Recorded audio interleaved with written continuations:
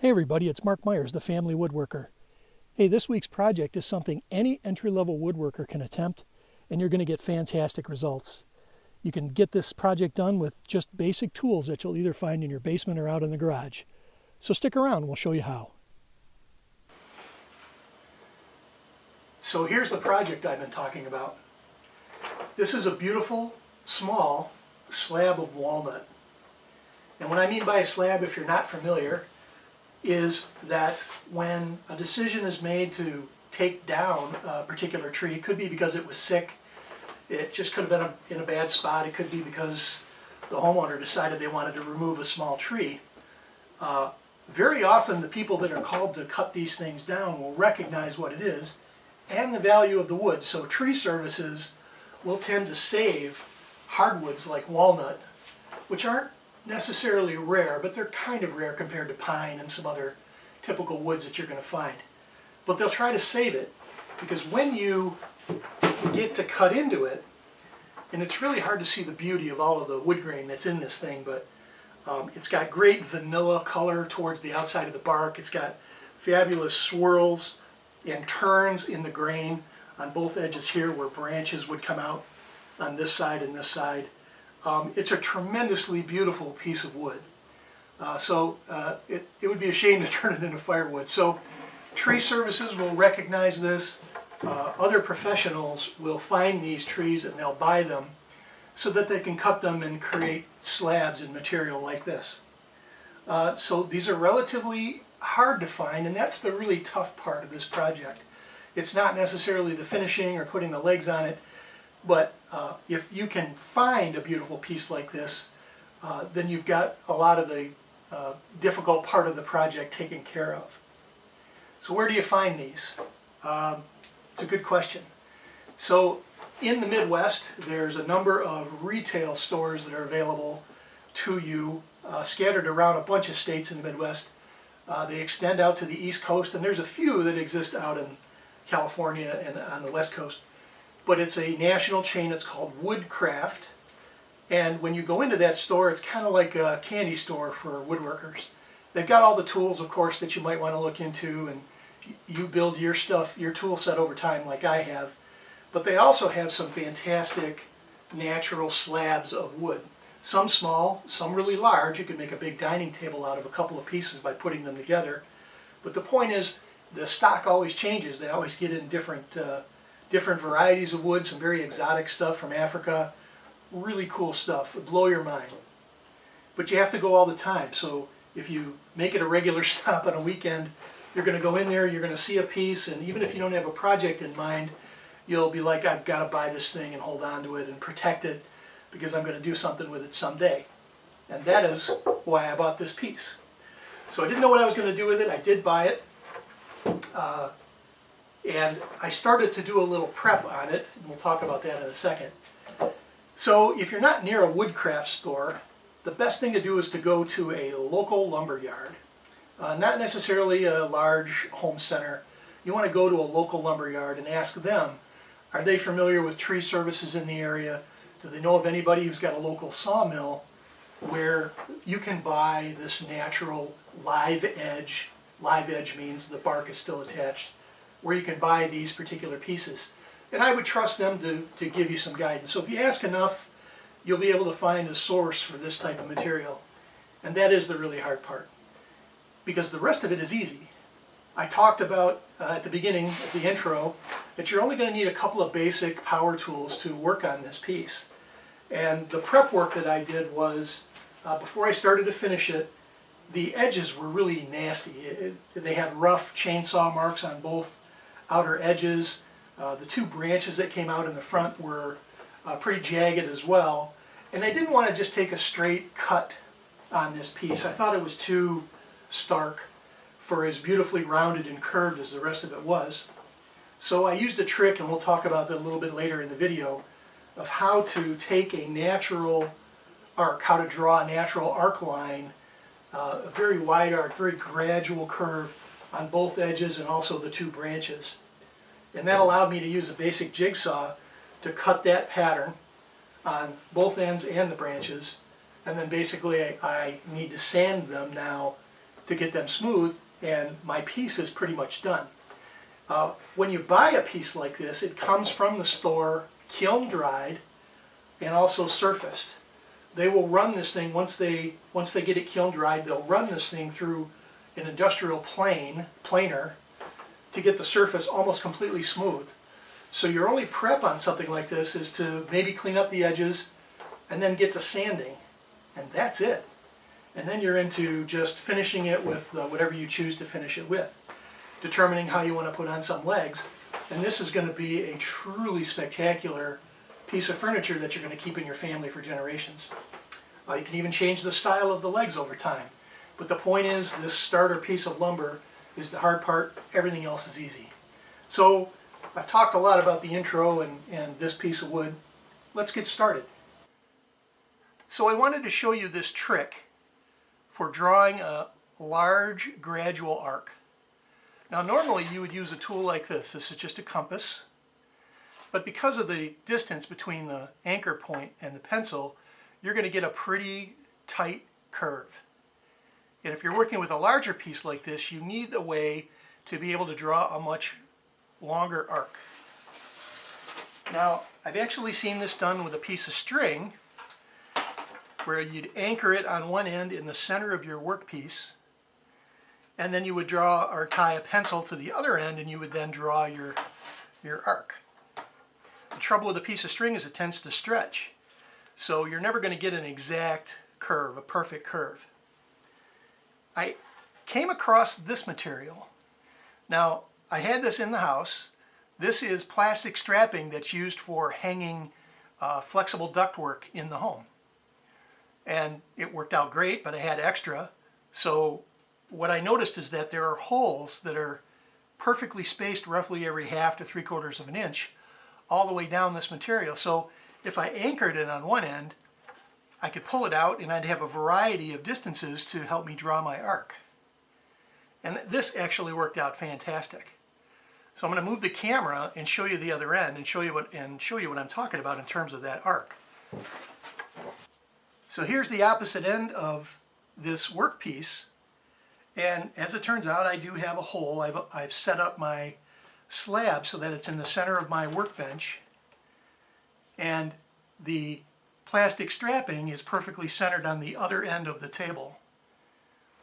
And so I found a hole that matches the curve. It's right here, and I'll just hold it with my fingers so you can see, and it's a perfect way to draw the curve on that wood stock.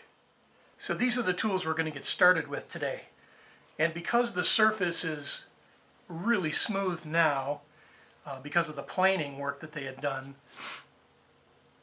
we really only need to start with a very fine grit paper like 220, and we'll probably finish it off with 320. So I'll start by using the power sander, and this is just an inexpensive guy. Again, my focus of a lot of these videos is going to be that you don't really have to spend a fortune in tools to get started enjoying this hobby. So I'll have 220 grit paper, I'll have the fine 320 grit paper, I'll have a sanding block at 220 to help me with the bark and the edges, and I'm going to have a dust mask because this just creates a ton of dust, a pant load of dust. So you're going to want at least that kind of protection as you start to work on these areas. Okay kids, starting with 220 grit, it's already a smooth surface. Let's give it a go. And this is going to be noisy, so by the time I get to the outer bark, I'm just going to try to take off the sharp edges. Now I took the really loose bark off of the piece of wood. There's still some good solid stuff attached to the tree. But I'm just going to want to take off the little high edges or anything that a finger might catch on. I want to try to keep most of the bark, and that'll be the plan. I'm also going to move this to my bench vise on the end just to grip it for me. You can use any kind of work table to maybe hold it upright for you so that you can do the edges, but that's how we get started. So 220.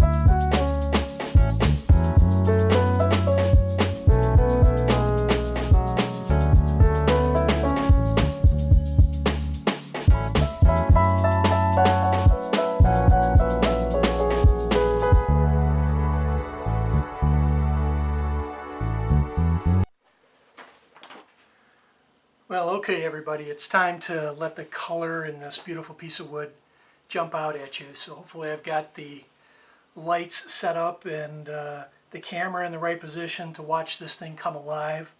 So we've done all of the prep work that we need to do. We've talked about putting the natural rounded curve on the outside edges here. We've done the sanding down to 320 grit, which is very, I'm trying to make sure I don't have anything on my hands, very smooth. It feels almost like glass right now.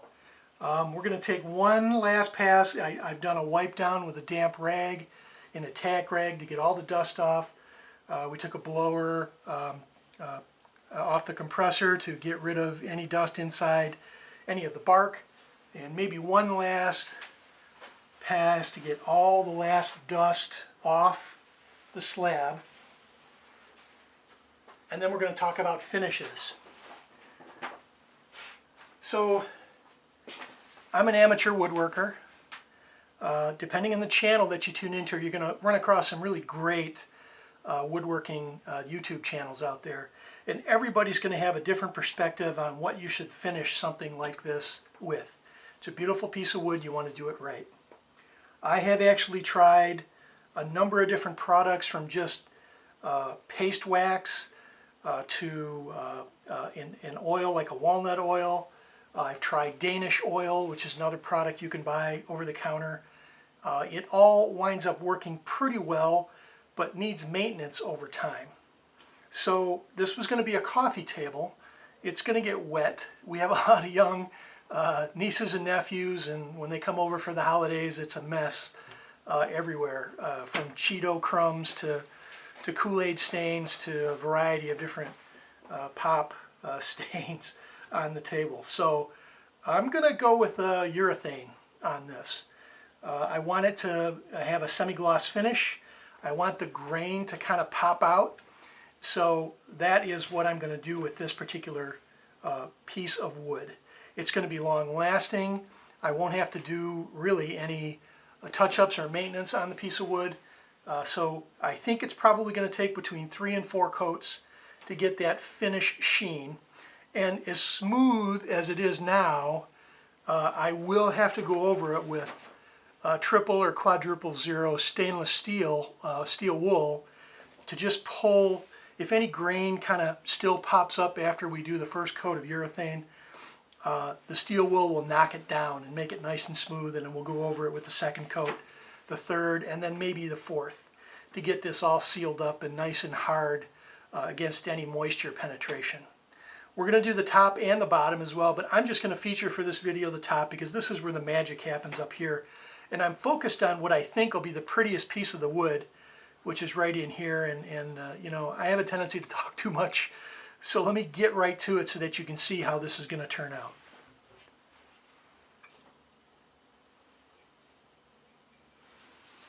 I'm going to start on the good part. I don't think you'll mind.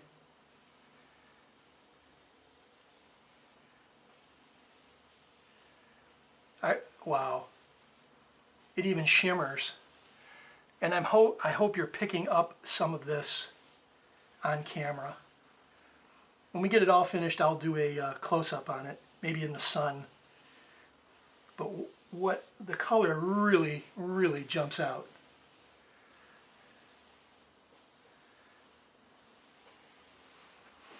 Something else I should talk about, because I will have to do this on my next project. For a natural piece of wood like this, you're going to notice tiny little pits. When they do a cross-section, they'll just come out. These don't happen to be that deep, so I think the urethane down in that particular feature in the wood is going to be fine to get it sealed up. If it's a really deep crack or something like that, I have used epoxy actually to help fill the hole and seal it up.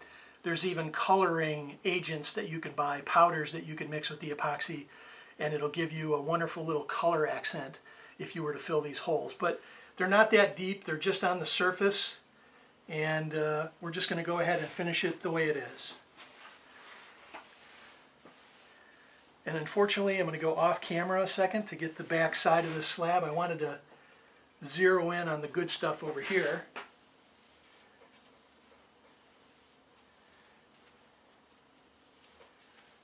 But doesn't it look great? I mean, clearly I'm opinionated on this because I fell in love with the piece when I saw it in the store. And the whole purpose of the video was to show you that,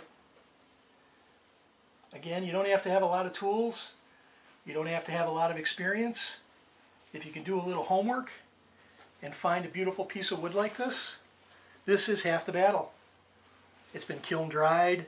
It was perfectly flat when I got it. You just needed to figure out what you wanted to do with the bark. Keep it or take the loose stuff off, which is what I did. I tried to keep some of the bark.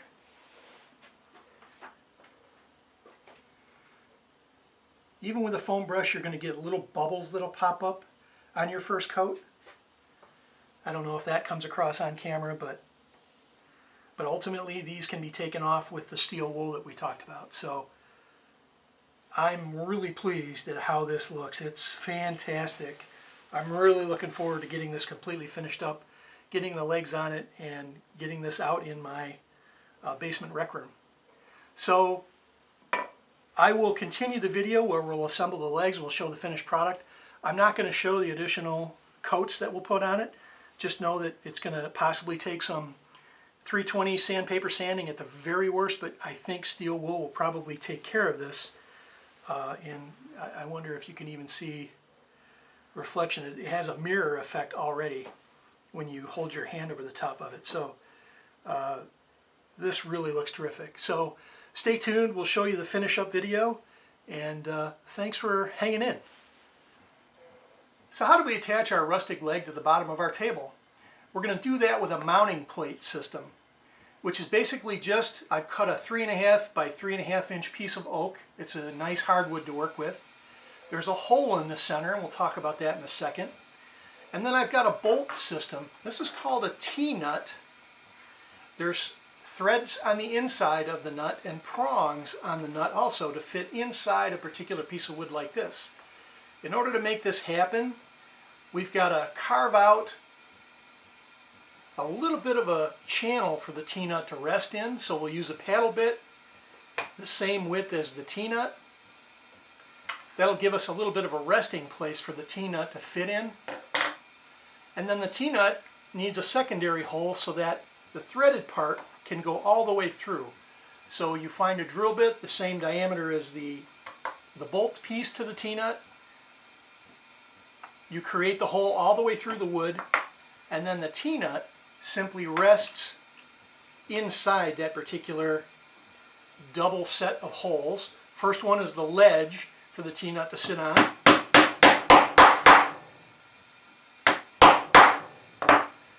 And then the threads go all the way through. So it's flush now with the piece of wood.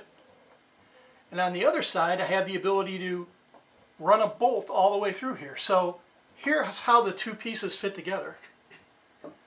Over here on the side, I've got just a demonstration leg that I've cut out of a piece of cedar.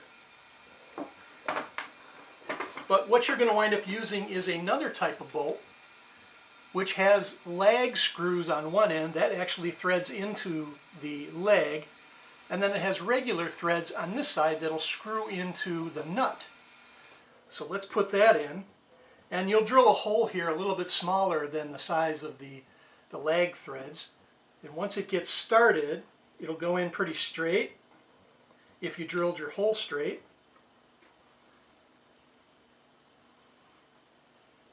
There we go. Pretty music. And I'm going to put this all the way down so that the secondary bolt threads are fitting inside that leg. And that should be good enough. So that sucker's in there nice and tight. And then the two pieces simply fit together like this. So this plate mounts to the bottom of the table surface, and then this threaded piece just, oops, that side, fits into the threads of the nut that are inside the mounting plate. And once tightened up,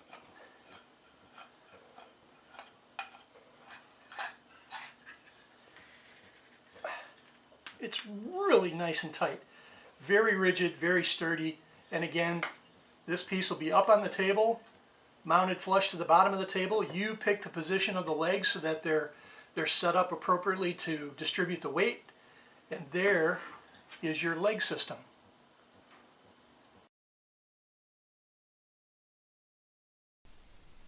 And so after 3 coats of semi-gloss polyurethane, the finished table looks fantastic. The semi-gloss does not hide any of the sort of the twists and turns of the grain, the shimmer, the colors. It really looks fantastic and it's well protected. The legs, we talked about the mounting plates that we were going to put on the bottom, and that's what we did here. So those oak tree branches that I had pre-cut, but they threaded right into the bottom, and this is the finished table. It really looks fantastic, and I hope you can find a similar piece of wood like this and attempt this on your own, because you're really going to be proud of the result. I hope you enjoyed the video. Thanks for watching.